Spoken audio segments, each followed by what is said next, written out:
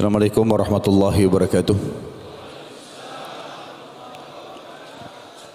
Alhamdulillah, tidak pernah berhenti lisan kita memuji Sang Pencipta Allah.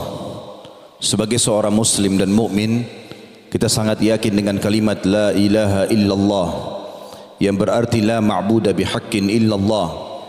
Tidak ada Tuhan, pencipta, pemilik, penguasa semua yang di langit, semua yang di bumi, semua yang di kedalaman lautan, terjangkau atau tidak terjangkau oleh mata kita kecuali Allah. Dia zat yang maha sempurna, maha adil, maha bijaksana, maha luas rahmatnya bagi orang-orang yang patuh dan beriman, dan amat keras siksanya bagi orang-orang yang kufur dan membangkang.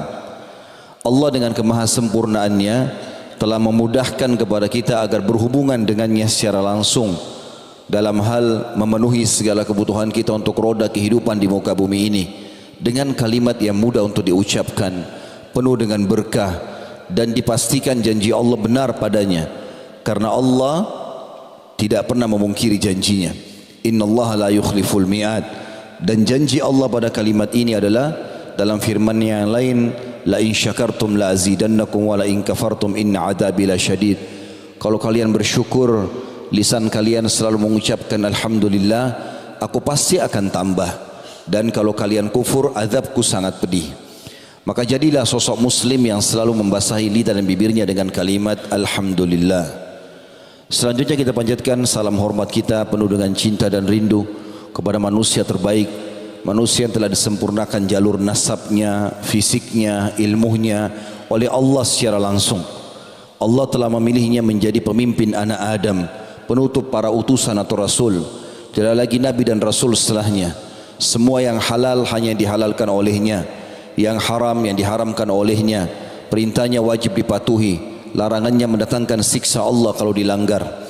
Manusia terbaik ini diperintahkan oleh Allah untuk dijadikan sebagai suri tauladan, dan juga mengucapkan satu kali salam hormat kepadanya dibalas oleh Allah dengan 10 kali tambahan rahmat. Dan rahmat Allah luas sekali, masuk dalamnya adalah pengampunan dosa, peninggian derajat, dan pemenuhan segala kebutuhan. Maka jadilah setelah memuji Allah alhamdulillah, sosok muslim yang selalu membacakan salawat dan taslim kepada Nabi besar Muhammad sallallahu alaihi wasallam. Pertama-tama saya bersyukur kepada Allah Subhanahu wa taala atas kesempatan yang Allah berikan ini, baik dari umur, waktu, kesehatan, kemudahan, dan juga Allah mudahkan saudara-saudara saya di Bima ini bisa menghadiri di masjid salah satu rumah Allah ini. Tentu kita semua berkumpul di sini hanya karena Allah Subhanahu wa taala, tidak ada niat yang lain. Ikhlaskan niat saudaraku, karena hadir dalam majlis ilmu itu tidak perlu melihat siapa yang menyampaikan, tapi apa yang disampaikan. Kalau itu benar, qala Allah, Allah berfirman, qala Rasul, Rasulullah SAW bersabda, maka terimalah, terapkan dalam kehidupan, karena itu panduan hidup. Dan dengan itu kita akan mendapatkan keutamaan majlis. Sebagaimana Nabi SAW bersabda, siapa yang keluar dari rumahnya ikhlas karena ingin menuntut ilmu, maka dia seperti di jalan Allah, sama dengan orang berjihad sampai dia pulang. Juga dalam hadis yang lain kata Nabi SAW, siapa yang keluar dari rumahnya ikhlas ingin menuntut ilmu, maka akan diberikan pahala haji yang lengkap.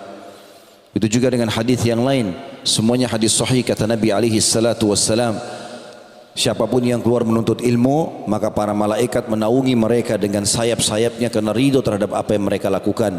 Dan pada saat mereka bubar dari majlis ilmu itu, para malaikat akan mengatakan sesuai dengan perintah dari Allah, bubarlah dalam kondisi dosa-dosa kalian diampuni. Jadi kalau ikhlas teman-teman, kita dapat pahala jihad, dapat pengampunan dosa, juga dijanjikan dapat pahala haji. Dan dalam hadis-hadis yang cukup banyak diantaranya, semua majlis ilmu dihadiri oleh para malaikat membawa rahmat dari langit. Maka ini majlis yang mulia, majlis yang dihadiri oleh makhluk-makhluk Allah yang mulia, tapi butuh keikhlasan dari kita semua.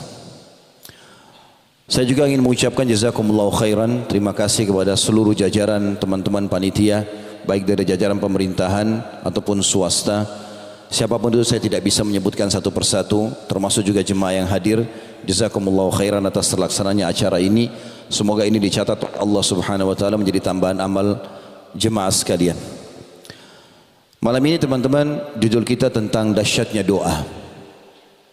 Saya akan membuka ceramah ini dengan sebuah ilustrasi dulu. Kalau teman-teman punya seorang teman, mungkin kita semua punya teman, dan teman ini orangnya pintar, cerdas, baik, jujur. Setiap kali kita ngomong sama dia, ngobrol sesuatu, kita merasa mendapatkan solusi. Karena orangnya cerdas. Saya ada masalah begini, oh gini menurut saya, oh begini menurut saya. Ada kebutuhan harta, kita langsung dibantu.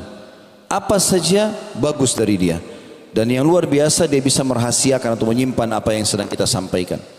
Saya yakin kita sepakati, saudaraku seiman, setiap kita punya masalah, kita akan datang ke orang yang sama. Benar atau tidak? Hah? Mana suaranya orang Bima ini? Karena cuma 3 orang tadi yang berbicara. Kita sepakat dulu.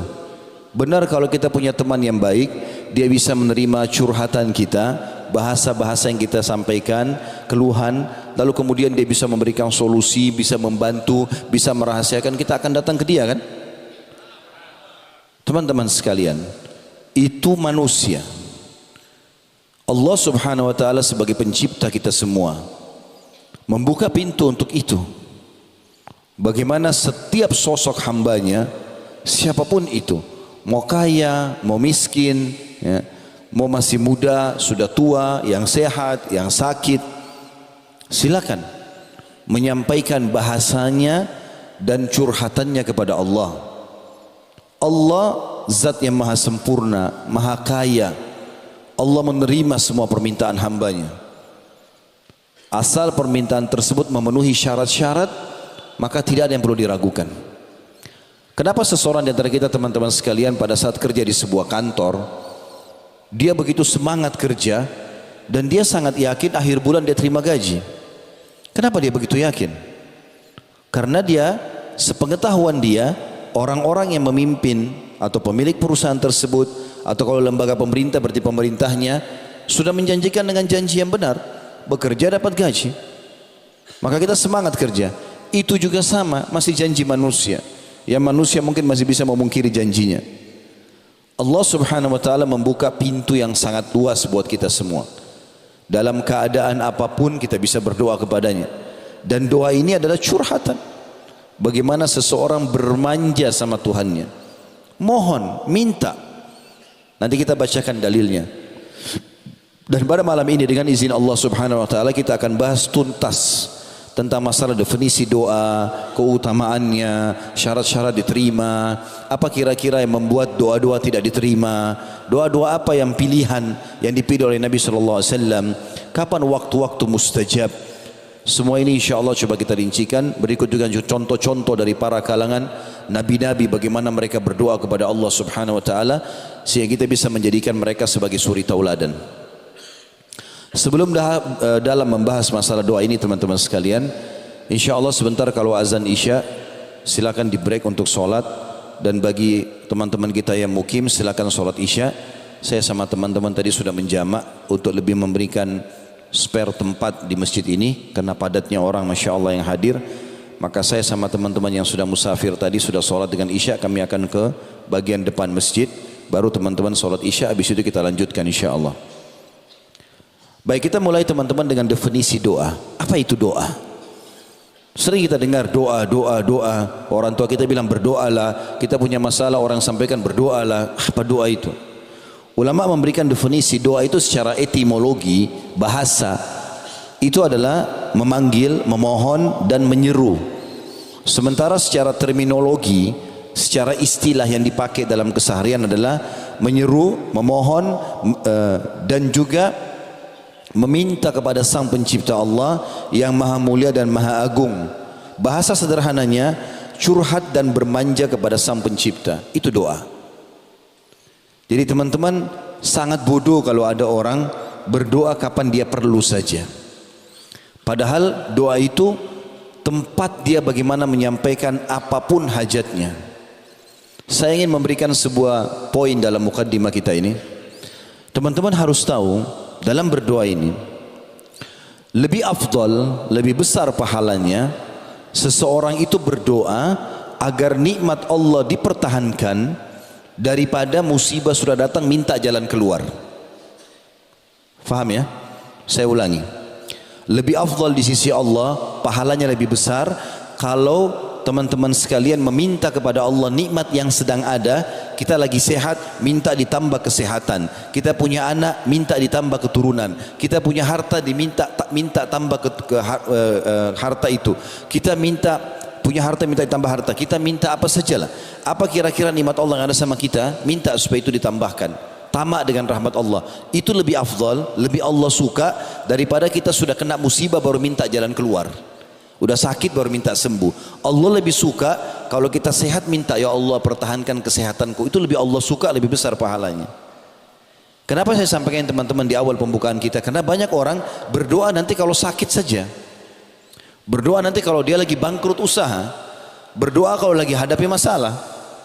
Padahal sebenarnya tetap lebih afdal dia menyampaikan doanya pada saat dia sedang dalam keadaan sehat, lagi kaya, lagi banyak semua fasilitasnya. Justru itu puncaknya. Sayangnya banyak sekali orang di antara kita teman-teman sekalian, contoh kalau dia sakit. Apa yang dia lakukan kalau dia sakit? Pergi ke dokter A. Dok, tolong saya mau sembuh. Obatnya apa? Ini obat ini. Belum sembuh, datangi ke dokter. Dok, kenapa ini saya belum sembuh? Obat apa lagi? Atau kadang-kadang pergi berobat ke dokter yang berbeda, rumah sakit yang berbeda. Tapi subhanallah, enggak pernah lisannya sedikit pun berdoa kepada Allah. Allah dijadikan oleh dia nomor 30 dalam kehidupannya. Kalau semua dokter, 5-6 dokter yang dia berobat sudah mentok, enggak ada yang bisa lagi memberikan dia solusi, baru dia sholat tahajud. Kenapa enggak dari awal sebelum berdoa, sebelum ke dokter berdoa dulu. Ya Allah jadikan dokter ini penyebab saya sembuh. Allah jadikan dokter itu dan obatnya penyebab kita sembuh. Walaupun obatnya sederhana. Berapa banyak subhanallah orang hanya minum air hangat sembuh. Orang hanya minum teh, minum jahe, makan apalah ya, sembuh. Berapa banyak orang yang berobat sampai miliaran rupiah enggak sembuh-sembuh. Ini poin yang harus digarisbawahi dalam pembukaan masalah doa ini.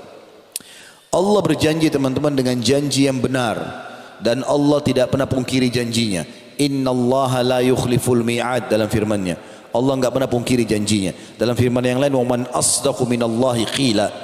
Siapa yang lebih jujur daripada Allah dalam pernyataan? Allah kekalkan dalam Al-Qur'an surah Ghafir surah nomor 40 ayat 60. Saya mengajak teman-teman kalau punya handphone, di handphonenya ada program Al-Quran dibuka supaya direnungi ayat ini. Dan banyak ayat-ayat nanti kita sebutkan, kita tadabburi sama-sama. Bermula daripada ayat ini teman-teman, surah Ghafir atau surah Mu'min juga nama lainnya ya. Surah nomor 40 ayat 60 Allah berfirman, "A'udzubillahi minasyaitonir rajim. Wa qala rabbukum ud'uuni astajib lakum. Innal ladzina yastakbiruna 'an ibadati sayadkhuluna jahannama dakhirin." Artinya, dan Tuhanmu berseru hai Muhammad, sampaikan kepada seluruh umatmu, berdoalah kepadaku, niscaya akan ku perkenankan, pasti aku kasih. Minta apa saja aku kasih. Sesungguhnya orang-orang yang menyombongkan diri, maksudnya tidak mau berdoa, dari menyembahku, maksudnya merendah, tunduk, memohon, merengek sama Allah, maka akan masuk neraka jahanam dalam keadaan hina dina. Jadi ayat ini menjelaskan kepada kita dengan sangat tegas kalau Allah akan memperkenankan doa. Juga dalam sabda Nabi SAW, "Ad-doa huwal ibadah." Doa itu adalah inti ibadah. Kata Ibnu Hajar rahimahullah, yang dimaksud dengan doa itu adalah ibadah, artinya bagaimana seseorang menggantungkan seluruh nasibnya, kebutuhannya, apapun hajatnya kepada Sang Pencipta Allah, dan dia tidak boleh lalai sedikit pun. Sebagaimana Allah sudah mengaturkan mau enggak mau, kalau dia sebagai seorang muslim ada namanya doa mau tidur, doa bangun tidur, doa mau makan, doa habis makan, doa mau masuk rumah, keluar rumah, masuk kamar mandi, keluar kamar mandi, mau berhubungan biologis, mau apa saja, doanya banyak. Allah SWT sudah siapkan agar dalam setiap keadaannya dia selalu bergantung dengan Allah Subhanahu wa taala. Kalau teman-teman tidak mau berdoa, maka justru mengundang murkahnya Allah. Di dalam hadis riwayat Tirmidzi, Allah marah, kata Nabi SAW, Allah murka dengan orang yang tidak berdoa kepadanya. Itu dalam riwayat lain dikatakan, atau dalam naskah yang atau tulisan yang lain, barang siapa yang tidak berdoa maka Allah akan marah padanya. Jadi subhanallah, ada seorang penyair berkata, teman-teman sekalian, jangan kau minta sama manusia, karena kalau kau minta padanya dia akan marah. Kalau kita minta sama manusia sekali dikasih, 2 kali dikasih, 3 kali, 10 kali, dia akan marah. Tapi mintalah kepada zat Allah yang kalau kau tidak minta justru dia marah. Allah kalau kita enggak minta justru dia marah. Allah SWT murka, menganggap orang itu sombong, padahal dia butuh dengan Tuhannya.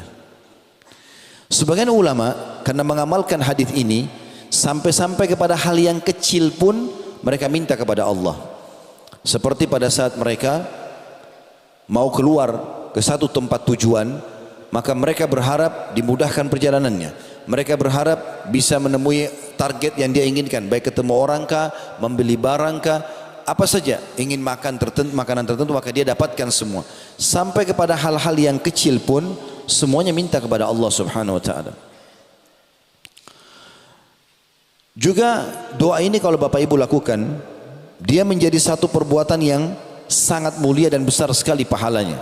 Di dalam hadis Tirmidzi juga dikatakan, kata Nabi SAW, tidak ada sesuatu yang paling mulia di sisi Allah melebihi doa. Lebih dalam kita masuk teman-teman ke bahasan doa. Itu tadi baru definisinya, gambaran tentang apa itu doa. Kita ada poin sebenarnya saya susun di sebuah tulisan saya, insya Allah terbit dalam bentuk buku dalam waktu dekat, judulnya Dahsyatnya Doa seperti ini. Ada barang muhasabah dulu. Yang paling pertama teman-teman, kita harus fahami poin penting dalam doa juga. Doa itu adalah ibadah. Maksudnya kita melihat hasilnya sudah dapat atau belum dapat, maka dia adalah ibadah. Dalam arti kata, kita tetap akan dapat pahalanya pada hari kiamat, kalaupun kita tidak dapat di dunia, tapi dia dicatat pahala. Yang kedua, doa yang dipanjatkan selama memenuhi syarat, nanti kita sebutkan syarat-syaratnya. Selama memenuhi syarat maka pasti diterima. Hanya saja ada tahapan pemberian. Kata Nabi SAW, tidak ada seorang muslim pun di muka bumi yang berdoa pada Allah kecuali Allah akan menjawabnya, tetapi melalui salah satu dari 3 tahapan. Yang pertama, Allah beri langsung di dunia permintaannya. Misal dia mengatakan, ya Allah sembuhin saya, lalu dia ketemu sama seseorang, orang itu dokter misalnya, atau misal kalau ada yang bertanya begini, Ustaz, dari mana saya bisa tahu kalau doa saya diijabah sama Allah? Maka jawaban saya adalah datang dalam bentuk sinyal. Misal kita berdoa di sholat tahajud, ya Allah terimalah, sembuhkanlah penyakit saya misalnya. Ya Allah mudahkanlah rezeki buat saya, mudahkanlah jodoh, mudahkanlah pekerjaan misal. Dari mana kita tahu doa kita diijabah? Perhatikan contohnya, kata ulama adalah kalau kita bilang ya Allah sembuhin penyakit saya, lalu Allah sudah ijabah doa itu. Besok misalnya kalau kita sholat malam tadi malam minta, besok kita ketemu dengan seseorang tamu datang ke rumah, atau ada teman kantor yang kita ketemu, atau partner bisnis, atau tetangga, ngobrol-ngobrol secara umum, terus tiba-tiba masuklah pembicaraan kepada penyakit kita. Lalu dia bilang, setahu saya ada dokter yang bagus di sana. Lalu kemudian kita pergi ke dokter tersebut, konsultasi cocok, resepnya cocok, sembuh. Kira-kira pertanyaan saya teman-teman, dokterkah yang sembuhkan kita? Tentu bukan. Kenapa? Dokter pun kalau di resep cuma tulis semoga lekas sembuh. Enggak ada dokter tulis pasti sembuh. Pasti resepnya semoga lekas sembuh. Itu saja. Jadi Allah Subhanahu wa taala menjawab permintaan kita dengan cara seperti itu. Misal ya Allah mudahin rezeki buat saya. Tiba-tiba besok ada yang tawarin mobil, dia mau jual mobilnya, kita nggak ada duit mau beli mobil. Jangan buru-buru batalin. Siapa yang gerakin orang ini? Kenapa dia datang ke kita? Kok tiba-tiba tawarin ke saya? Baik, tunggu sebentar. Coba saya telepon teman-teman saya yang lain. Mungkin ada yang mau misalnya. Lalu mungkin dari situ teman-teman kita memberikan kita uang. Orang mengatakan minta jodoh. Berapa banyak orang yang menawarkan diri kepadanya, berapa banyak orang yang menawarkan anaknya. Tinggal dia menangkap sinyal itu. Doa Allah Subhanahu wa taala sangat dekat dan dia akan beri kepada kita. Atau yang kedua, kata Nabi SAW, jadi tidak ada seorang muslim pun berdoa di muka bumi kecuali diterima doanya hanya melalui 3 tahapan. Yang pertama Allah kasih langsung kayak tadi. Yang kedua, dihilangkan keburukan yang akan menimpa dia. Kata Ibnu Qayyim rahimahullah, kalau ada seorang hamba misal berkata, ya Allah sembuhkan anakku, anaknya sakit. Lalu dia berdoa selama 10 tahun. Dan ternyata menurut dia anaknya belum sembuh. Maka kalau dia mengira bahwasanya doanya belum diijabah, kata Ibnu Qayyim itu kekeliruan yang sangat besar. Karena kalau dia tidak berdoa selama 10 tahun, pastikan anaknya lebih parah daripada itu. Berarti doanya sudah diijabah. Dan terlalu banyak doa-doa kita yang Allah subhanahu wa ta'ala berikan setiap hari dan menghilangkan masalah kita. Contoh misal, bukankah tiap hari kita lapar teman-teman sekalian? Lapar nggak tiap hari? Lapar. Kita cuma ucapkan begini, lapar ya. Tiba-tiba makan tuh. Kita tinggal masuk rumah makan, beli, pulang ke rumah makan, minta sama teman dikasih. Kalau tidak makan tidak mungkin kita hidup sampai sekarang. Kita haus, masalah itu. Tapi kita bilang haus ya, tiba-tiba kita tinggal cari minum. Dapat, berapa tahun kita hidup sekarang? 20 tahun, 30 tahun, 40 tahun, minum terus tuh. Dan itu kebutuhan tiap hari. Hanya ucapin haus, dikasih. Ngantuk, tinggal tergeletak, tidur, diijabah sama Allah. Yang Allah belum kasih teman-teman sebagian kecil dari permintaan kita. Kalau kita kumpulkan semua permintaan kita dalam keseharian, yang Allah belum kasih cuma sebagian kecil. Dan itu pun ada sebabnya. Nanti kita jelaskan itu. Tapi umumnya permintaan kita, itu Allah kabulkan. Dan yang paling banyak di sini, kalau bukan diberikan langsung, Allah SWT hilangkan musibah yang akan menimpa dia. Tahapan yang ketiga, disimpankan untuknya yang dia panen dalam bentuk pahala pada hari kiamat. Di dalam sebuah riwayat yang lain, baginda Nabi SAW bersabda, kalau atau akan datang nanti hamba-hamba pada hari kiamat, dikasih pahala oleh malaikat bergunung-gunung, banyak sekali. Dan mereka tidak pernah tahu ini pahala perbuat dari amal apa. Mereka berkata, kata Nabi SAW, dari mana pahala ini? Perasaan kami nggak pernah lakukan ini. Kata para malaikat, ini doa-doa kalian yang kalian ungkapkan di dunia, belum kalian terima jawabannya di dunia. Maka kata Nabi SAW, pada saat itu semua mereka berharap doa-doa yang mereka pernah panjatkan di dunia tidak dikasih di dunia. Tapi mereka terima dalam bentuk pahala di hari kiamat yang meninggikan derajatnya di surga. Jadi nggak ada yang sia-sia. Allah subhanahu wa ta'ala berikan langsung, atau dihilangkan musibah yang akan menimpa dia, atau disimpankan dalam bentuk pahala pada hari kiamat. Lalu kenapa tidak mau berdoa? Pada saat Allah subhanahu wa ta'ala menelambatkan doa kita di dunia, itu karena Allah maha pengasih, lebih tahu mana yang terbaik buat kita. Mungkin kalau kita dikasih di dunia, kecil, maka Allah simpankan. Ya. Ibaratnya seperti bila anak anda meminta diizinkan untuk bertemu sama temannya. Contoh misal ada anak kita minta beli sesuatu, lalu kita mengatakan sudahlah nanti ayah atau ibu belikan. Kita mungkin di benak kita ingin membeli sesuatu yang besar buat dia. Tapi bagi dia merengek minta sekarang. Kalau sekarang mungkin kita hanya bisa belikan sesuatu yang kecil. Tapi kalau dia sabar 3 hari, 4 hari ke depan, kita akan bisa belikan yang lebih besar. Kata para ulama, ibaratnya seperti itu. Kita kalau merengek sama Allah, belum dikasih, Allah lebih tahu. Allah sengaja menyimpankan untuk kita sesuatu yang lebih besar. Begitu juga pada saat kita merengek, minta supaya diberikan sesuatu. Lalu Allah tidak kasih. Allah bukan tidak dengar, karena Allah maha mendengar. Dan Allah janji tadi dalam surah Ghafir ayat 60, Allah pasti ijabah. Lalu seperti apa memahaminya? Kata para ulama, maka Allah subhanahu wa ta'ala akan menghilangkan masalah-masalah dia. Seperti misalnya, kalau anak kita sedang minta berteman sama seseorang. Ada temannya, kita tahu anak temannya ini narkotika, pemabuk, pezina. Anak kita nggak tahu. Lalu dia pamit, ayah, ibu, saya mau berteman sama dia, saya mau jalan malam minggu ini. Kira-kira kita sebagai orang tua izinkan nggak? Hah? Izinkan nggak? Benar. Cuma 3 orang yang jawab.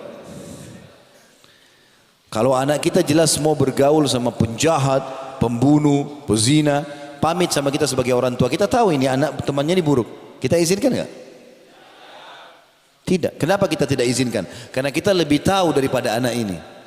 Kata para ulama, pada saat seseorang minta sesuatu kepada Allah Azza wa Jalla, lalu Allah belum berikan, bisa karena Allah ingin berikan sesuatu yang lebih besar, atau memang kalau diberikan kepadanya malah buruk, malah akan mengganggu dia gitu. Saya kasih contoh berhubungan dengan masalah ini. Ada seorang dokter di Ummul Qura, sudah masuk waktu Isya? Oh. Ada seorang dosen di Ummul Qura, beliau bernama Dr. Muhammad Hafizahullah. Saya pernah dengar cuplikan ceramahnya menyampaikan sebuah kisah unik berhubungan dengan masalah doa ini. Dia bilang ada teman saya sangat soleh, bagus sekali ibadahnya. Satu waktu dia lamar seorang wanita, dan ini bisa diambil pelajaran bagi teman-teman yang masih bujang. Ada bujang nggak hadir sini? Banyak. Kasihan betul. Maka Dr. Muhammad bilang, teman saya ini sangat soleh, ibadahnya bagus, luar biasa pokoknya udah. Suka sedekah, bakti sama orang tua, semua kebaikan ada padanya. Satu waktu dia lamar wanita, satu wanita cocok udah. Perempuan itu juga cocok, dilamar. Sepakat 3 bulan lagi pernikahan. Subhanallah, 1 bulan berlalu dari masa kesepakatan 3 bulan ini. Misalnya Januari dilamar, April akan menikah. Berjalan sebulan, pas sudah lewat Februari, pihak perempuan ini tiba-tiba membatalkan. Tanpa sebab. Nangis-nangis sama orang tuanya, minta batalkan pernikahan. Sampai laki-laki ini disampaikan pada berita, dia tanya orang tuanya, kenapa? Apa sebabnya? Ada kesalahan saya lakukan? Enggak ada. Saya sudah tanya anak saya, kata ayahnya, tetap saya dia tidak mau. Pokoknya intinya batal pernikahan. Di lobi sana sini berusaha bicara sama pamannya, tantenya, enggak ada. Pokoknya anak perempuan ini sudah bulat, batalkan pernikahan. Nangis-nangis, enggak mau makan, enggak mau keluar kamar. Kata Dr. Muhammad, ini kejadiannya unik karena teman saya ini orang soleh. Dia tahu betul orang yang rajin sholat malam, 5 waktu di masjid, luar biasa pokoknya amalnya. Kata dia, temannya merasa, teman saya sudah merasa sudah enggak ada jalan lain, ya sudah dibatalkan pernikahan. Tapi dalam 2 bulan yang tersisa, misalnya tadi kalau kita bilang Januari ke April, bulan Februari sudah lewat dibatalkan, maka bulan Maret sama April ini dia terus berdoa. Anak muda ini terus berdoa.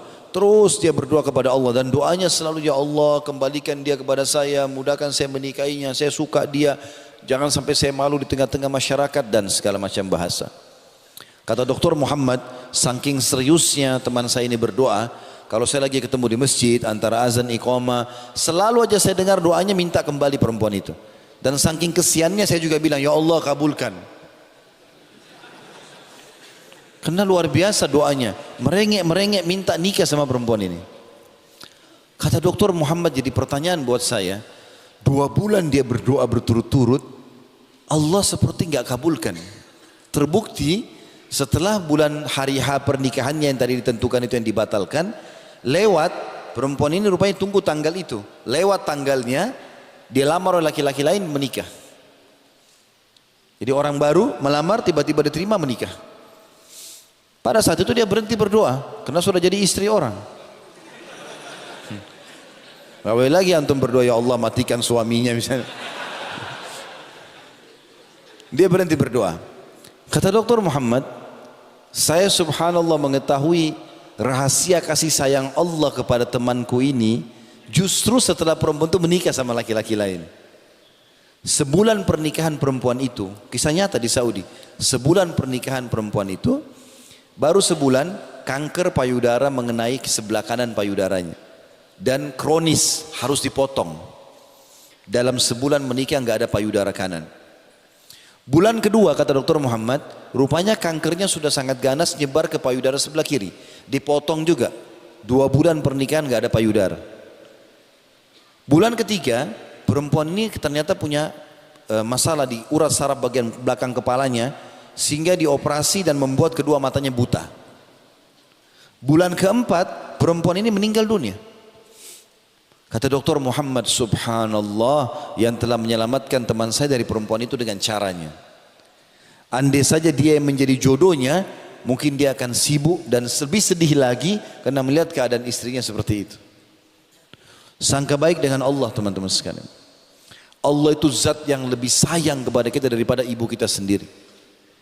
Di dalam sebuah hadis Bukhari disebutkan bahwasanya Nabi alaihi salatu wassalam ini pada saat selesai perang Hunain, mengalahkan suku Hawazim, hampir seluruh wanitanya suku Hawazim, anak-anaknya, hartanya jadi rampasan perang semua. Kalah mereka dengan muslimin. Ada satu ibu ini masih masa menyusui, bajunya basah dengan ASI. Dia jalan, rupanya sahabat Nabi ridwanullahi alaihim memisahkan antara tawanan anak-anak dengan tawanan ibu-ibu perempuan. Dipisahkan masing-masing. Ibu ini keluar dari tawanan perempuan, pergi ke tempat tawanan anak-anak kecil. Nabi SAW waktu lihat, Nabi bilang kepada para sahabat, perhatikan ibu ini, apa yang dia mau lakukan. Rupanya ibu itu angkat anak kecil, dibalik, terus dilihat sama dia. Bukan anaknya rupanya, ditaruh lagi. Dia maju lagi, angkat lagi anak satu, dibalik, bukan anaknya. Rupanya dia lagi cari anaknya nih. Terus saja dia mengangkat anak sampai ditemukan anaknya akhirnya. Dari sekian ratus anak kecil, akhirnya ditemukan sama dia. Begitu ditemukan anaknya, langsung dipeluk sama dia di depan orang-orang semuanya. Pada saat itu lagi panas cuaca, debu berterbangan, orang lagi pada keringatan. Dia masukkan anaknya ke dalam pakaiannya, ditutup, gitu kan? Kemudian disusui sama dia. Subhanallah, ibu ini sudah tidak malu lagi di depan orang. Bagi dia temukan anaknya. Dan bagi dia anaknya lagi butuh susu, disusui sama dia walaupun ditutup dalam bajunya, gitu kan? Tidak ada yang lihat tentunya. Tapi Nabi SAW dan sahabat tahu ibu ini lagi nyusui anaknya. Kata Nabi SAW, saya mau tanya kalian kepada para sahabat, kalau kita bakar api unggun, lalu kita minta ibu itu lempar anaknya ke api, mau nggak dia lempar? Kata para sahabat, tentu tidak ya Rasulullah. Lihat kasih sayangnya dia sama anaknya begini, nggak bakal dia bunuh anaknya gitu. Kata Nabi SAW, ini pesan Nabi. Demi zat, maksudnya demi Allah, yang jiwa Muhammad dalam genggamannya. Maksudnya demi Allah, Tuhan kalian Allah lebih sayang kepada kalian daripada ibu itu kepada anaknya. Allah itu sangat sayang dengan kita teman-teman. Jangan bersangka buruk dengan Allah. Antum kalau sampaikan hajat apapun Allah dengar. Allah itu lebih dekat dari urat leher kita sendiri. Itu dalam firman Allah berbunyi seperti itu. Dan para sahabat saking fahamnya poin ini, sampai-sampai kalau sendal mereka putus, dalam banyak riwayat mereka angkat tangan ke langit sambil mengatakan, ya Allah, sendal saya putus, gantikanlah. Sendal minta sama Allah. Kita kadang-kadang berpikir nanti kalau penyakit kronis baru minta sama Allah. Tidak teman-teman sekalian. Kita kalau mau pakai baju ada doanya, lepas baju ada doanya, mau tidur ada doanya, hal kecil pun minta kepada Allah. Allah kalau kita minta tidak akan melemparkan obat dari langit kalau minta sembuh. Tapi Allah mudahkan kita ketemu sama dokter yang cocok, obat yang cocok sembuh. Sebagaimana sudah saya jelaskan tadi. Teman-teman sekalian, kita akan masuk ke syarat diterimanya doa. Masih ada waktu dari azan Isya? 10 menit. Baik. Ada kurang lebih yang saya susun ya. Ini sepengetahuan saya, tentu mungkin masih ada yang lain, Allahu a'lam, tapi saya susun kurang lebih ada 9 syarat diijabahnya doa. Yang paling pertama adalah ikhlas. Apa itu ikhlas teman-teman? Lawan riya. Kapan kita melakukan ibadah untuk makhluk supaya dipuji, kita lagi berdoa setan bisikin, itu orang di sebelahmu lagi lihat, berdoalah lama-lama, sujudlah, jangan angkat kepalanya, tunggu lagi dilihat, tunggu di foto, tunggu ini dan itu, waswas syaitan. Dan ingat, semua ibadah kata ulama akan terlintas riya. Yang paling pertama syaitan lintaskan riya dulu, karena riya ini senjata pamungkas. Kata Nabi SAW, al-yasiru minar riya syirk. Sedikit saja riya, mau pamer, melakukan ibadah karena makhluk, maka sudah syirik, ditolak sama Allah. Makanya teman-teman kita harus menjaga keikhlasan ini.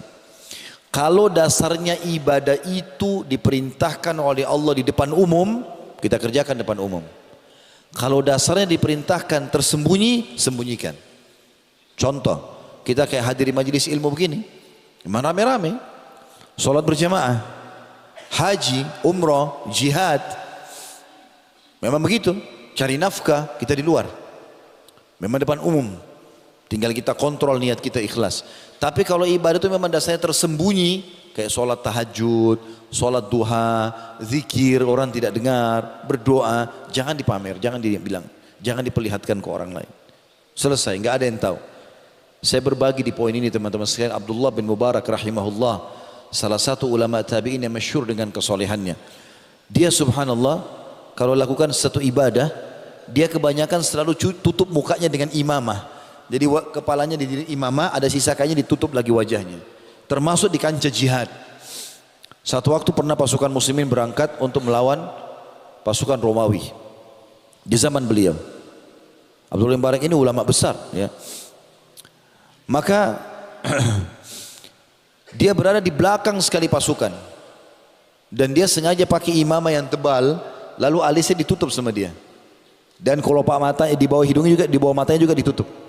Orang kalau pakai cadar atau pakai imamah seperti ini, kalau alisnya kelihatan masih bisa dikenal, oh ini si fulan. Tapi kalau ditutup alisnya cuma bola mata, susah dikenal. Lalu dia berada di belakang sekali pasukan, nggak ada yang tahu dia. Subhanallah, itu pasukan muslim ketemu sama pasukan kafir. Rupanya ada dari pasukan Romawi, satu orang berotot, badannya besar, memegang pedang yang sangat besar, dan dia tunjukkan keterampilannya di depan pasukan muslimin. Banyak umat Islam yang takut menghadapi dia. Dia nantang, siapa yang mau duel? Siapa yang mau duel? Nggak ada yang maju, subhanallah. Muncullah Abdullah bin Mubarak dari belakang, tapi dia pakai tutupan muka tadi. Abdullah bin Mubarak ini badannya tidak besar, kecil. Maju, lawan orang tersebut. Terjadi duel yang sangat luar biasa hebat. Dengan beberapa gerakan saja berhasil dikalahkan dan terbunuh orang kafir ini. Yang tadinya karena kuatnya ototnya, sampai mungkin kalau ditebas dengan tebasan orang yang kekuatannya tidak banyak, maka tidak sobek kulitnya orang ini karena kekarnya. Seperti binaragawan kalau kita gitu. Tapi subhanallah Abdullah bin Mubarak bisa membunuhnya. Waktu dia mati, orang-orang pada bertakbir, Allahu Akbar, Allahu Akbar. Semangat umat Islam semangat lagi. Abdullah bin Mubarak jalan di pinggir pasukan, pergi ke belakang. Enggak pamer-pamer depan orang, angkat pedang, enggak, ke belakang. Orang Islam karena sibuk menghadapi musuh, tidak ada lagi yang lihat dia. Rupanya ada satu orang mengikuti dia dari belakang. Dia bilang, demi Allah saya mau tahu siapa orang ini. Lalu dikejarlah dari belakang, diam-diam orang itu, Abdullah bin Mubarak lagi di belakang sekali, dia lewat dari belakang kuda, dia loncat, ditarik cadarnya, imamahnya, kelihatan mukanya. Pada saat itu Abdullah bin Mubarak marah, kenapa kau lakukan ini? Dia bilang, ternyata kau hai Abdullah, ya. Kata dia, iya, tutupi aibku ini, kata Abdullah bin Mubarak. Dia menganggap kalau orang tahu aib bagi dia. Perhatikan teman-teman dan bedakan dengan keadaan sebagian orang di antara kita. Baru nyumbang sedikit masjid, baru nyumbang sedikit untuk anak yatim, sudah satu negeri tahu. Ya. Bahkan subhanallah di era kita sekarang medsos tidak bisa kalau tidak diekspos. Ekspos sana sini. Mau pergi taklim saja sudah tulis pergi taklim. Pulang taklim. Sholat malam, pamer sama orang. Ya. Bedanya ikhlas dengan riya teman-teman, sebagian kata ulama ya, sebagian perbedaan dasar. Kalau ikhlas itu tidak akan bicara kecuali ada pertanyaan. Misal kita mau ke masjid, orang tanya, mau kemana Pak? Mau ke masjid. Kita nggak mungkin juga diam. Kalau kita bilang nanti kalau saya jawab riya nih, akhirnya orang jadi curiga. Kalau ditanya jawab, itu ikhlas. Ditanya saja. Kalau riya tidak ditanya, dia yang menceritakan, dia yang bertanya, kau puasa nggak? Puasa nggak? Saya puasa. Nggak ada yang nanya. Riya, gitu kan? Ikhlas ini Allah perintahkan dalam surah Al-A'raf, surah nomor 7 ayat 29. A'udzubillahi minasyaitonirrajim. Qul amara rabbi bil qist wa aqimu wujuhakum inda kulli masjidin wad'uuhu mukhlishina lahud-din kama bada'akum ta'udun. Katakanlah hai Muhammad, Tuhanku menyuruh menjalankan keadilan dalam setiap keadaan, harus adil. Dan katakan juga, luruskan wajah kalian di setiap solat dan berdoalah pada Allah dengan mengikhlaskan ketaatanmu kepadanya, sebagaimana Dia menciptakan kamu pada permulaan, demikian pula kamu akan dikembalikan kepadanya. Hati-hati di poin ini teman-teman. Saya tutup dengan ini, silakan solat habis ini, karena ada hadis yang cukup panjang saya sampaikan, riwayat Bukhari Muslim. Kata Nabi SAW, saya langsung terjemahkan saja, akan orang, aku diperlihatkan 3 orang yang pertama masuk neraka. 3 orang pertama masuk neraka. Lalu Nabi SAW mengatakan, yang pertama adalah orang yang mati syahid. Ini mati syahid teman-teman, bukan hal yang ringan, berat. Ya, kalau kita laki-laki ini, fahami kita harus ke medan jihad, tinggalkan istri, tinggalkan pekerjaan, masuk di medan perang, bisa tangannya terputus, bisa matanya tercongkel, bisa disiksa, bisa segala macam. Iya kalau langsung mati, kalau enggak sulit untuk mendapatkan itu, dan itu pun harus ikhlas, kalau enggak jadi masalah. Kata Nabi SAW, orang yang pertama dilempar ke api neraka bukan orang kafir, orang yang mati syahid. Lalu Nabi SAW jelaskan, Allah datangkan dia. Kemudian Allah perlihatkan kepadanya segala macam nikmat. Dari badannya yang kekar, sifat keberaniannya, keterampilan perangnya, biaya yang dia keluarkan, segala macam. Akhirnya Allah Subhanahu wa taala memperlihatkan dan dia kenal nikmat-nikmat itu semua. Lalu Allah tanya, apa kau gunakan? Di mana kau gunakan ini semua? Keberanianmu, kekuatan ototmu, keterampilan perangmu, hartamu, ini di mana? Di mana ya Allah? Enggak ada satupun kesempatan untuk berjihad di jalanmu kecuali aku lakukan. Dan itu aku lakukan karena kamu. Kata Allah SWT, kau telah dusta. Di hari kiamat enggak bisa lagi orang bohong. Kau telah dusta. Kau berperang supaya kau dikatakan seorang yang pemberani dan sudah diucapkan. Kau sudah dapat itu pujian orang. Maka Allah memerintahkan dia, memberikan malaikat untuk menyeret wajahnya di bawah, di tanah lalu dilempar ke api neraka. Teman-teman, pujian orang yang selama ini dikejar oleh orang yang ria ini hanya sepanjang lidahnya. Ini saja. Kamu hebat ya, kamu soleh ya, kamu soleha, oh kamu dermawan. Ini sepanjang lidah. Pujian orang gak membuat perut kita kenyang, gak membuat wajah kita tambah tampan, gak membuat harta kita bertambah, gak ada manfaatnya. Enggak buat apa-apa. Ada orang semalam suntuk sholat malam, besok pagi cerita sama teman di kantor, hilang semalam suntuk dengan 2-3 kalimatnya. Untuk apa? Apa manfaatnya? Dan ini kata Nabi SAW, dia mati syahid karena dia mau dikatakan seorang pemberani. Sudah diucapkan, sudah dapat. Oh itu perang panglima, itu kesatria, itu segala macam. Yang kedua, yang Allah berikan kepadanya Al-Quran. Riwayat lain Al-Quran dan ilmu agama. Lalu dia mengajarkan ke sana sini. Kemudian Allah datangkan dia, diperlihatkanlah. Pada saat pertama dia nuntut ilmu, kemudian pada saat pertama dia mengajar, pertama dia hafal surah Al-Quran sampai dia jadi hafidh Quran. Lalu Allah tanya, apa yang kau kerjakan dengan ilmumu dan Al-Quranmu ini? Ya Allah, tidak ada kesempatan untuk mengajarkan ilmu kecuali aku lakukan. Dan tidak ada kesempatan baca Quran kalau aku baca di siang hari dan malam hari karenamu ya Allah. Kata Allah, kau dusta.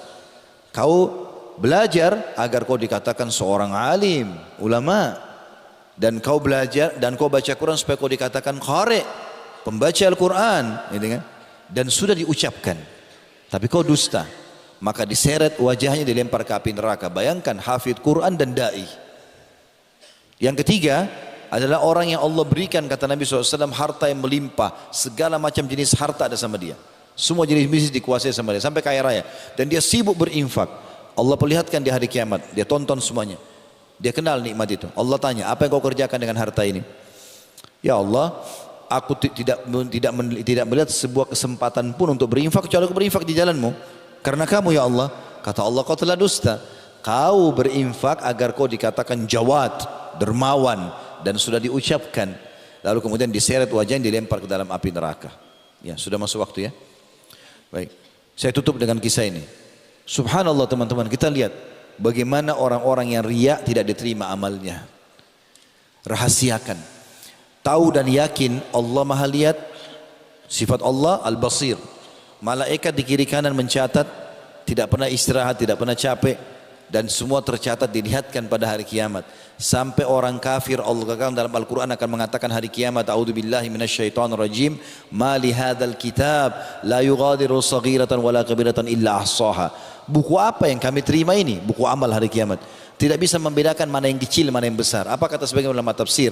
Dari pertama kita jatuh dari rahim ibu kita, tangisan pertama, kedipan mata pertama, yang ke-10, yang ke-100, yang ke-1 juta, sampai kita meninggal, semuanya terlihat. Dan sebagian ulama di zaman sekarang mengatakan, jangan pernah bayangkan buku amal kita seperti buku yang biasa kita baca. Bukan begitu. Kalau di zaman sekarang, kalau tentu bapak-bapak dan ibu sekalian yang hidup umurnya di atas 25-30 tahun lah pasti sudah tahu itu. 20 tahun yang lalu, 25 tahun yang lalu tidak ada handphone. Kita masih pakai telepon rumah. Kita nggak pernah berpikir handphone seperti sekarang sudah jadi perpustakaan berjalan. Apa saja kita mau ada di handphone. Kita bisa bicara sama orang di ujung dunia dengan pakai video call sekarang. Luar biasa. Kita bisa simpan semua data, bisa transfer uang, bisa segala macam dari sini. Maka teman-teman sekalian, kita harus fahami fasilitas yang Allah SWT berikan semua ini untuk digunakan di ketaatan kepada Allah Subhanahu wa ta'ala, bukan pada kemaksiatan. Dan bagaimana kita menunggangi semua ini untuk lebih dekat kepada Allah Subhanahu wa ta'ala. Mohon maaf, kita break dulu, insyaallah sebentar kita lanjutkan setelah salat Isya atau ba'da Isya. Subhanakallahumma bihamdika asyhadu an la ilaha illa anta astaghfiruka wa atubu ilaik. Wassalamualaikum warahmatullahi wabarakatuh. Assalamualaikum warahmatullahi wabarakatuh. Alhamdulillah wassalatu wassalamu ala Rasulillah. Segala puji dan puja kehadirat Allah Subhanahu wa taala. Segala salawat dan taslim kepada Nabi besar Muhammad sallallahu alaihi wasallam. Tentang dahsyatnya doa, dan kita sudah masuk tadi ke syarat yang pertama diterimanya doa adalah ikhlas. Bahkan ikhlas ini adalah syarat diterimanya semua ibadah. Sebagaimana dalam hadis sahih riwayat ahli sunan, kata Nabi SAW, Inna Allah la yakbalu amalan illa ma kana khalisan liwajhi. Allah tidak akan menerima amal kecuali yang ikhlas karenanya. Jadi kita sudah sebutkan tadi kiat-kiatnya ya. Dan orang yang suka menyembunyikan amal solehnya, tidak ada yang tahu kecuali memang yang kelihatan oleh orang umumnya, seperti tadi sholat berjamaah, jihad, cari nafkah, haji dan umrah. Kalau dia dilihat orang ya sudah, atau ditanya oleh orang dan kita terpaksa harus jawab. Tapi kalau tidak, dia tidak menyampaikan, maka orang yang ikhlas ini dicintai oleh Allah Subhanahu wa taala. Dalam sebuah hadis riwayat Muslim, kata Nabi SAW, Inna Allah yuhibbut taqiyul ghaniyul khafi. Inna Allah yuhibbut taqiyul khafi. Allah sangat suka dan cinta kepada hambanya yang taqi, suka sekali patuh, takwa kepada Allah. Kemudian ghani, kaya dan suka berinfak. Lalu khafi, suka merahasiakan amalnya. Yang kedua syarat diterimanya amal teman-teman, mulailah doa anda atau doa antum dengan tahmid dan salawat. Yang paling sederhana adalah Alhamdulillah wassalatu wassalamu ala Rasulillah. Itu yang paling sederhana. Tapi makin panjang antum memuji Allah, maka makin bagus. Puji Allah Subhanahu wa taala. Misal kita salat di malam hari, lagi sujud di salat tahajud. Wahai Zat yang aku yakini sebagai penciptaku, pencipta langit, pencipta bumi, Zat yang telah mengizinkan dahiku sujud di tempat sujud ini, yang mengizinkan lidahku mengucapkan kata-kata ini, yang telah menundukkan hatiku untuk bisa khusyuk dan memohon kepadanya. Muji Allah Subhanahu wa taala. Lalu bacakan salawat kepada Nabi SAW, dan aku mengucapkan salam hormat kepada nabimu, utusanmu Muhammad sallallahu alaihi wasallam sebagaimana engkau perintahkan. Baru kita masuk ke doa. Karena Nabi SAW bersabda dalam hadis Bukhari Muslim, kullu amrin la yubda bismillahi fahuwa aqta. Semua perkara yang tidak dimulai dengan nama Allah maka terputus dari rahmat, apalagi doa. Juga tentang salawat, kata Nabi SAW, semua doa dalam hadis riwayat Abu Daud, semua doa yang tidak dimulai dengan salawat kepadaku akan tertolak atau tertahan. Pernah ada sahabat masuk masjid, kemudian dia tiba-tiba mengatakan Allahumma gfirli. Maka Nabi SAW mengatakan ista'jala hadha. Orang ini tergesa-gesa sekali. Mestinya dia memuji Allah dulu, dia membaca salawat kepadaku, baru dia sampaikan hajatnya. Maka ini syarat. Kecuali kata ulama, memang dasarnya doa itu sudah ditentukan tempatnya, jenisnya, waktunya. Misal doa ruku, doa sujud, ya, doa i'tidal, doa sebelum salam, doa mau makan, doa masuk kamar mandi. Ini biar tidak dimulai dengan tahmid dan salawat tidak masalah. Tapi kalau doa permohonan, kita mohon sesuatu pada Allah, maka dimulai dengan tahmid dan salawat. Yang ketiga teman-teman, syaratnya adalah khauf dan tamak. Harus diikuti dengan rasa takut kepada Allah Subhanahu wa taala dan juga tamak dengan rahmat Allah. Allah sebutkan itu dalam surah Al-A'raf, surah nomor 7 ayat 56. A'udzubillahi minasyaitonir rajim. Wa la tufsidu fil ardi ba'da islahiha. Wa la tufsidu fil ardi ba'da islahiha wad'uuhu khaufan wa tama'a. Inna rahmatullahi qaribun minal muhsinin. Dan jangan kau membuat kerusakan di muka bumi dari dosa ke dosa, mengajak orang lain juga terjerumus dalam dosa dan kemaksiatan. Sesudah Allah memperbaikinya, Allah sudah turunkan peraturan-peraturan mana boleh mana tidak boleh. Dan berdoalah kepadanya, kepada Allah dengan rasa takut. Maksudnya takut akan azabnya kalau kita berlindung dari api neraka, takut kalau Allah Subhanahu wa taala belum ijabah, ya, sehingga dia lebih memperbanyak doanya dan penuh harapan, keyakinan akan dikabulkan. Sesungguhnya rahmat Allah sangat dekat dengan orang yang berbuat baik. Dan ini sudah saya jelaskan tadi ya. Kalau kita tamak dengan rahmat Allah itu perintah agama, sunnah Nabi SAW. Sehat minta supaya ditambah sehatkan. Ada harta minta supaya dilipat gandakan hartanya, keturunannya, segala macam hal. Tamak dengan rahmat Allah ini adalah puncak daripada ibadah itu. Bahkan teman-teman sekalian, puncak pahala yang kita dapatkan dari sebuah ibadah kalau kita mengejar janji Allah di situ. Misal kalau teman-teman bilang, bisa enggak Ustaz, saya sholat malam tahajud dengan niat doa saya diijabah. Loh, memang itu targetnya. Kalau kita bangun sholat malam tahajud dengan menginginkan agar doa kita diijabah, justru puncak pahala di situ. Boleh enggak saya sedekah supaya saya jadi orang kaya? Memang begitu janjinya. Memang itu targetnya. Kata Nabi SAW, "Manaqasa malun min sadaqah." Tidak berkurang harta hamba karena sedekah, dia akan bertambah. Gitu kan? Apa saja yang kita lakukan? Boleh enggak saya bakti sama orang tua supaya Allah juga kasih anak saya berbakti? Memang begitu sabda Nabi SAW. Berbaktilah pada kedua orang tua kalian agar anak-anak kalian berbakti pada kalian. Dan seterusnya. Yang keempat, menggunakan Asmaul Husna, syaratnya. Dan yang paling bagus kalau kita mengikuti iramahnya. Maksudnya gini, misalnya kita bilang ya Ghafur ikfirli, wahai zat yang maha pengampun ampunilah aku. Ya Tawwab tub alayya, wahai zat yang menerima taubat terimalah taubatku. Ya Razzaq urzukni, wahai zat yang maha pemberi rezeki berikan aku rezeki. Ya Rahman irhamni, wahai zat yang maha pengasih kasihanilah aku. Jadi seperti itu. Dan Allah menyebutkan dalam surah Al-A'raf, surah nomor 7 ayat 180, A'udzubillahi minasyaitonir rajim, walillahil asmaul husna. Allah bilang fad'uuhu biha. Al-ayah, hanya milik Allah lah nama-nama yang mulia, maka bermohonlah kepadanya dengan menyebut asmaul husna itu. Ya, sebutkan nama-nama Allah Subhanahu wa taala. Sebagian ulama mengatakan asmaul husna juga boleh maksudnya menyebutkan semua nama-nama Allah. Misalnya kita mengatakan wahai zat yang telah menciptakan langit dan bumi, ya, seperti Nabi SAW bilang wahai zat yang menciptakan langit dan bumi, yang telah menjalankan awan, yang menurunkan hujan, yang mengalahkan pasukan azab, gitu kan. Maka semua ini boleh diucapkan selama puji-pujian yang baik kepada Allah Subhanahu wa taala. Syarat yang kelima, makanan, minuman dan pakaian halal. Selama di badan kita ada sesuatu yang haram, tidak diijabah doanya. Ini syarat ya. Jadi saya kasih contoh gini syarat teman-teman. Kalau misal kita mau kuliah di satu kampus, dibuka pendaftaran. Ini pendaftaran dari tanggal 1 Januari sampai 31 Januari misalnya. Pendaftaran dibuka. Syaratnya bawa ijazah terakhir, bawa akta lahir, bawa foto pribadi, bawa begini dan begitu.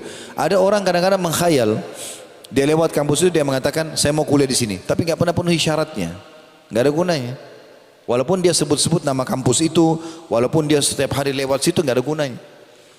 Maka situ begitu juga doa, percuma aja angkat tangan kalau tidak penuhi syaratnya, nggak akan dikabulkan oleh Allah Subhanahu Wa Taala. Ini termasuk syarat yang sangat mutlak yang kelima ini. Dalam hadis Bukhari kata Nabi SAW, seseorang yang badannya kurus, kumuh penampilannya, bajunya kotor, nggak ada alas kakinya, memohon kepada Allah, tetapi bagaimana Allah menerima darinya sementara makanan, minuman juga pakaiannya haram? Kata ulama, ini bisa bersumber dari dua. Bisa dia sendiri yang sengaja mendatangkan makanan, minuman haram dan pakaian haram, maka ini mutlak akan diterima doanya. Bisa juga masuk dalamnya adalah orang yang mengkonsumsi dari sesuatu yang haram.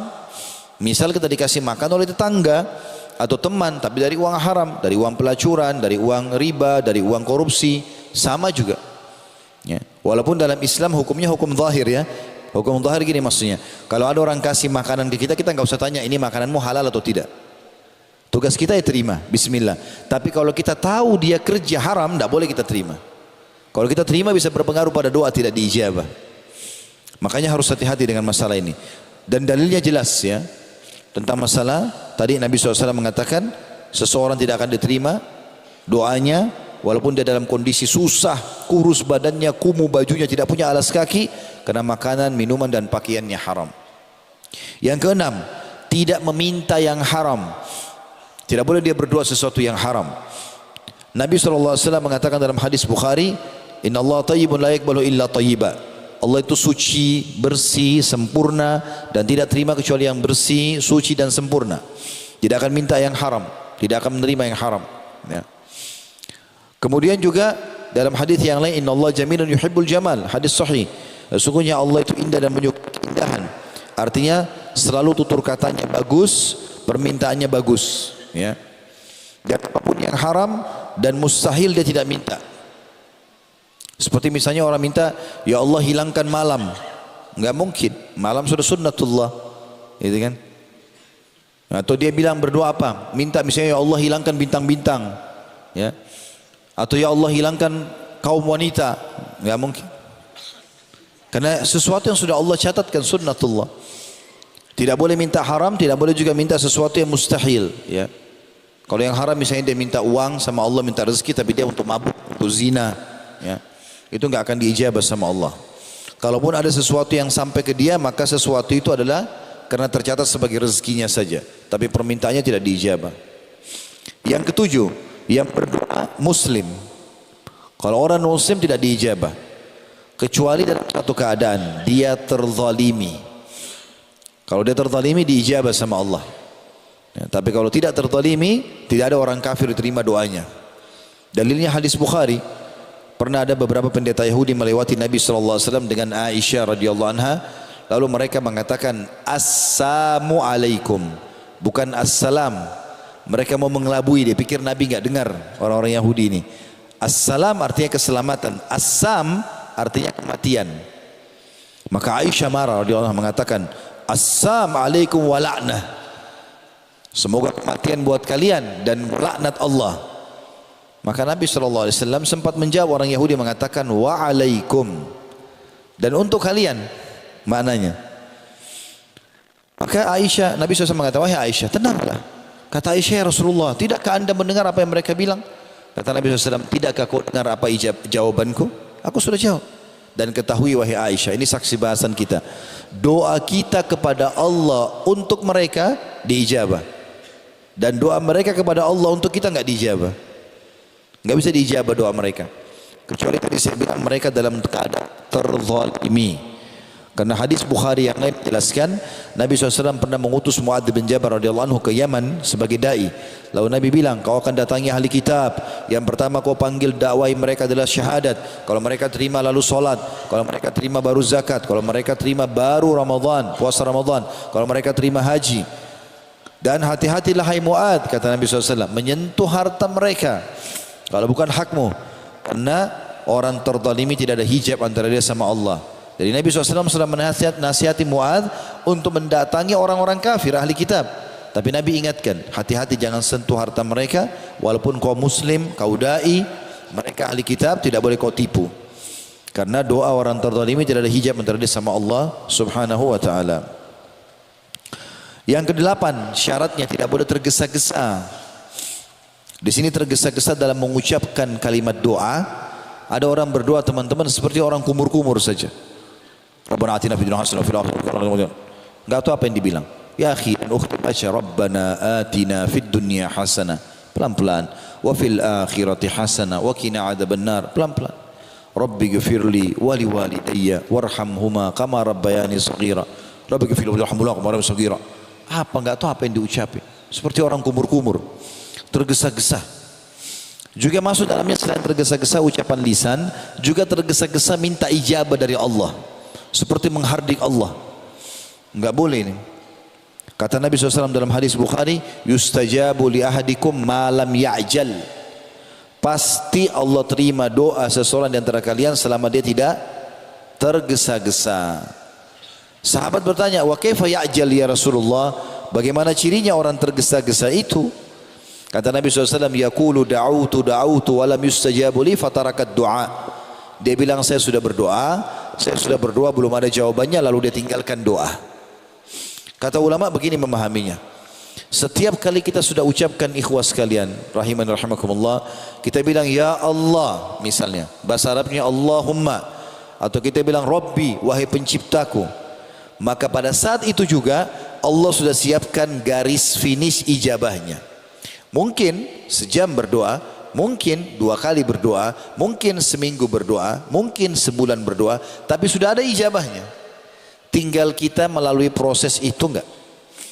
Ada orang buru-buru, mungkin tinggal sekali lagi dia berdoa tapi dia berhenti. Lalu sangka buruk dengan Allah Subhanahu wa taala. Ibnu Qayyim punya sebuah statement yang menarik dalam masalah doa. Beliau mengatakan, kalau seandainya setiap muslim memahami dengan benar bahwasanya kalau dia belum melihat ijabah dari Tuhannya Allah, maka dia menjadikan dirinya seperti anak kecil yang belum diberikan oleh orang tuanya permintaannya. Bagi teman-teman yang sudah berumah tangga punya anak kecil, biasa anak kita kalau minta mainan, minta makanan, dia nggak akan minta sekali kalau kita tolak. Minta makanan, minta coklat, minta es krim, udah nggak, nanti aja. Nangis, minta, ngerengek sampai kita kasih. Kadang-kadang sudah nggak enak kuping dengar karena nangis terus. Kata Ibnu Qayyim, semestinya orang menggunakan cara itu kepada Tuhannya, makin menangis, makin merengek,